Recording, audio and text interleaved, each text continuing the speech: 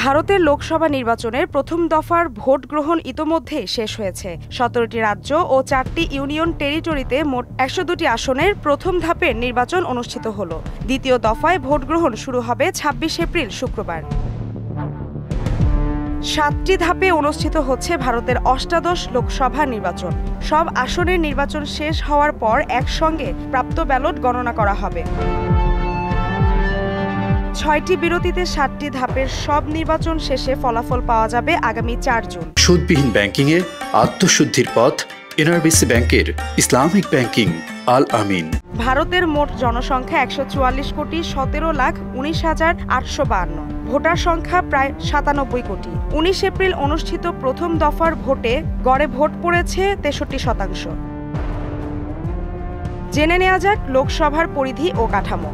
লোকসভার মূল কাজ আইন প্রণয়ন। এই প্রক্রিয়ার ওপর এক বিশ্লেষণে দেখা যায় 17তম লোকসভায় মাত্র 16% বিল কমিটি পর্যায়ে আলোচনার জন্য প্রেরিত ও আলোচনা হয়। বাকি বিলগুলোর 50% 2 ঘন্টার কম সময় ফ্লোরে আলোচনা করে পাশ করা হয়। 17তম লোকসভার বছরে 365 দিনের মধ্যে গড়ে মাত্র 55 দিন অধিবেশন মিলিত হয়। 2019-এ গঠিত 17তম লোকসভায় এ সংক্ষিপ্ত বিশ্লেষণ ভারতকে পৃথিবীর বৃহত্তম গণতান্ত্রিক দেশ বলা হলেও বর্তমান সময়ে গণতন্ত্র চর্চার একটি অবক্ষয়ের ইঙ্গিত বহন করে বলে ধারণা করা হয়।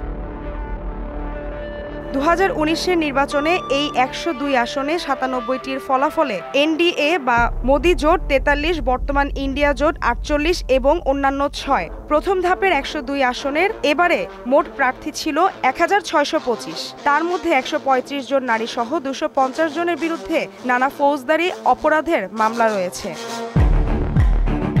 এবারের নির্বাচন টানা গত দুবারের প্রধানমন্ত্রী নরেন্দ্র মোদীর জন্য তৃতীয়বার সংখ্যাগরিষ্ঠতা নিয়ে হ্যাট্রিক ও ইন্ডিয়া জোটের জন্য মোদীকে থামানোর চ্যালেঞ্জ। ভারতে লোকসভার মোট আসন 545টি। এর মধ্যে 543টি আসন সাধারণ ভোটে নির্বাচিত এবং 2টি আসন রাষ্ট্রপতি কর্তৃক মনোনীত সংসদ সদস্যদের জন্য সংরক্ষিত। মালিহা চৌধুরী, মোহনা ডিজিটাল।